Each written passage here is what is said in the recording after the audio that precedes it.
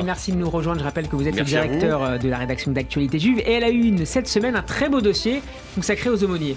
Ça vous plaît? Oui, j'aime beaucoup le titre. Alors, il était une fois les aumôniers. On joue toujours la carte de la vérité avec vous. C'est vrai qu'on n'avait pas forcément en tête de faire ce dossier tout de suite, mais en revanche, il y a un déclencheur. Ce sont les 2 expositions qui sont consacrées donc à Versailles par le centre de documentation de l'école militaire, voilà, qui est un endroit important. Et il y a 2 expositions consacrées à l'histoire de l'aumônerie, on va dire dans la République française en règle générale, tout culte confondu, sachant que, j'allais dire, le plus habituellement, sous la Troisième République, par exemple, dont j'aime bien parler avec vous, c'était le culte catholique, c'était le culte israélite, le plus souvent. Aujourd'hui, il y a aussi une aumônerie musulmane qui est en croissance.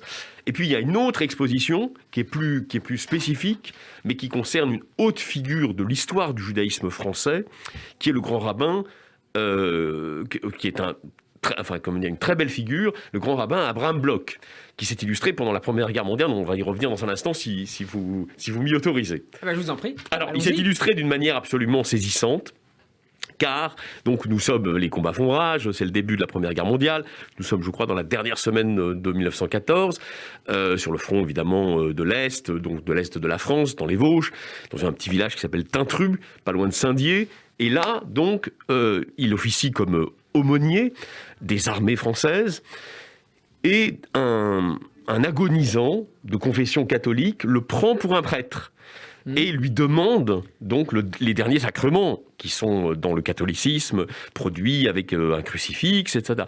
Et il va donner ce crucifix.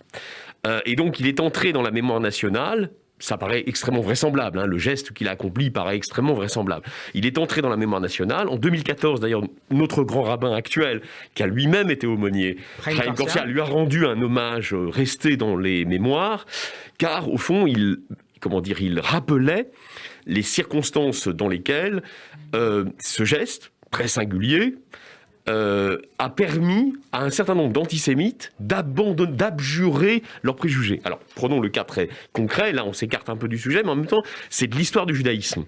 Barès, c'est l'horreur. C'est anti-Dreyfusard, c'est antisémite, c'est limite raciste au sens biologique du terme, comme on l'était souvent à l'époque.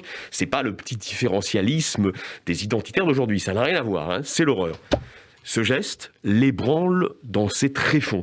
Et là, il s'aperçoit que les Israélites, par la bravoure au feu dont ils font montre pendant la Première Guerre mondiale, sont en train de gagner, si j'ose dire, leur ticket d'entrée définitive dans la société française. Et il abjure l'antisémitisme. Et c'est vrai qu'après, on peut reprocher plein de choses à Barès, mais il ne sera plus animé par la passion destructrice, l'animosité destructrice à l'égard des Juifs. Donc vous voyez, il y a des ébranlements comme ça dans la vie des nations qui font césure, Bloch et de cela. Mais on s'éloigne peut-être un peu du sujet de l'aumônerie. La passion d'Alexis Lacroix pour présenter l'histoire de France. L'histoire de France, c'est le nouveau numéro, l'histoire des Juifs en France, avec ce nouveau numéro d'Actualité Juive consacré donc aux aumôniers. Il y a d'autres choses, hein, et notamment un débat, on n'a plus le temps d'en parler, mais notamment ce débat sur la pertinence d'un débat. Alors si, quand même 30 secondes. Alors vraiment même pas, parce qu'on nous sommes, contrairement à ce qu'on croit, la communauté juive est un lieu de débat. Donc les gens qui croient que le débat est verrouillé se trompent. Et Actualité Juive est le reflet de ce débat. Évidemment. Il y a un débat aujourd'hui qui émerge. Donc c'est pas la peine de le censurer, c'est pas la peine de dire qu'il n'existe pas, c'est absurde. Tout ça, ce sont des attitudes absurdes. Il existe. On l'a vu au moment de la petite affaire, entre guillemets, Klarsfeld-Alliot à Perpignan, etc. Fallait-il se rendre dans cette ville? Mais au-delà de ça, il y a un débat sur l'audience qu'il faut ou non donner dans le cadre, on va dire, militant, communautaire, institutionnel, juif, aux représentants de ce parti, le RN. Donc on le pose, tout simplement. Et c'est-à-dire pour, avec des réserves, Joseph Béraud, contre, sans aucun état d'âme, notre ami Samuel Le Joyeux, président du JF. Et c'est-à-dire dans le nouveau numéro d'Actualité Juive, à retrouver évidemment en kiosque, mais aussi sur abonnement sur le site actualitéjuive au singulier.com. Je parle sous le contrôle d'Eva Soto. Qui est déjà présente pour le journal. Merci Alexis, et à la semaine prochaine.